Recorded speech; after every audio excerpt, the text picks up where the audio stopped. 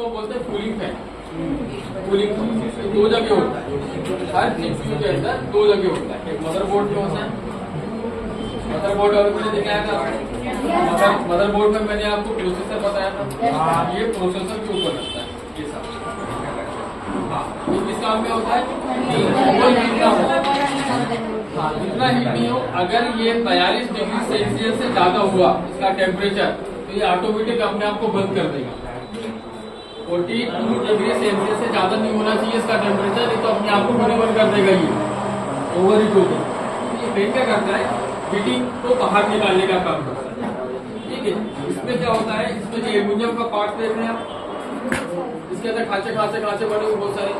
तो ये मदरबोर्ड के प्रोसेसर जो लगा है उसे टच रहता है, इसमें पेस्ट आता है व्हाइट कलर का, उस पेस्टिंग को की जाती है, वो हीटिंग इसमें ट्रांसफर कर देता है। और इसके ऊपर फैन रहता है, ये घूमता रहता है, कंटिन्यू घूमता रहता है।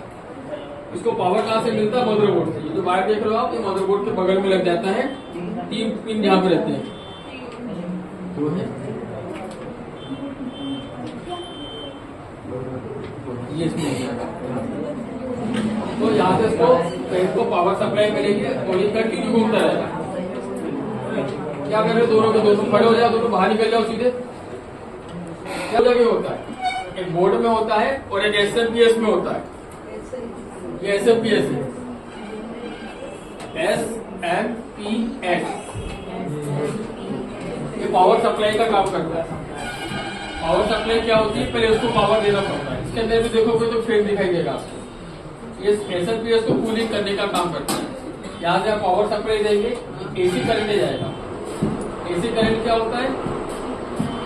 डायरेक्ट जो शॉक मारेगा, जो दिख रहा सॉकेट, बटन चालू करके उंगली डालोगे उसमें तो क्या होगा? ये एसी करंट आता है। और एसी करंट से ट्रांसफर होकर यहाँ से जो आउटपुट निकलता है वो डीसी करंट होता है। तो उसकी सप्लाई समझ लो अच्छे से, मैं बता रहा हूँ आपको। इसमें इतने सारे वायर हैं। देखो, सबसे पहले मेन इसकी बात करते हैं, जो मदरबोर्ड को पावर देता है। ठीक है, ये वाला एक कनेक्ट कर दो। देखिए बोर्ड है, बोर्ड में 11 स्लॉट देख रहे हो आप, ये वाला, इसमें लॉक यहाँ पे रहता है, ऐसे ही इसमें लॉक यहाँ पे रहता है। ये जो सप्लाई जा रही है इसलिए मदरबोर्ड को जाती है। मदरबोर्ड को 2 सप्लाई होती है, इसी में 4 मुंह का और होता है। ये वाला पॉइंट, ये भी मदरबोर्ड को सप्लाई जाएगी। ये इस जगह आती है यहाँ पे। ठीक है, इसके अलावा अब इतने बार बचे हमारे पास, ये सप्लाई समझ गया हम, ये मदरबोर्ड को गई। इसके अलावा हमारे पास इतने बार बचे। तो आपके पास आपके कंप्यूटर में हो सकता है CD रोम लगाओ, DVD रोम लगाओ, हार्ड डिस्क लगी हो या SSD लगी हो, उसको पावर देने का काम करती है। तो इसमें भी 2 प्रकार की टेक्नोलॉजी है। ये ओल्ड वाली है, ओल्ड मुंह देख रहे हैं आप, अभी जो मैंने बताया पावर सप्लाई 2 प्रकार की थी, और ये नई वाली सप्लाई। ठीक है, 2 प्रकार की सप्लाई होगी। मैं आपको दे रहा हूँ, सब लोग अच्छे से देखेंगे। तो कीबोर्ड के बारे में बता रहा हूँ, ये इनपुट डिवाइस होती है। ठीक है, इसमें A से लेकर Z तक बटन होती है। सबसे एक पहले यहाँ पे, ठीक है, ऊपर जो आप F1 F2 देख रहे हैं इनको फंक्शन की होती है।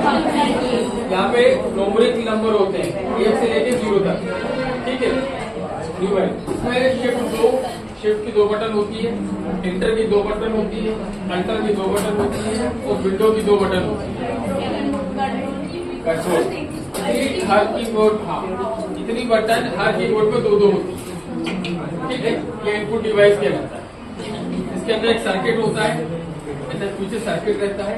आप जिस भी की को प्रेस करते हैं उसको वो बाइनरी कोड में बदलता है, और यहाँ से CPU को सिग्नल देता है।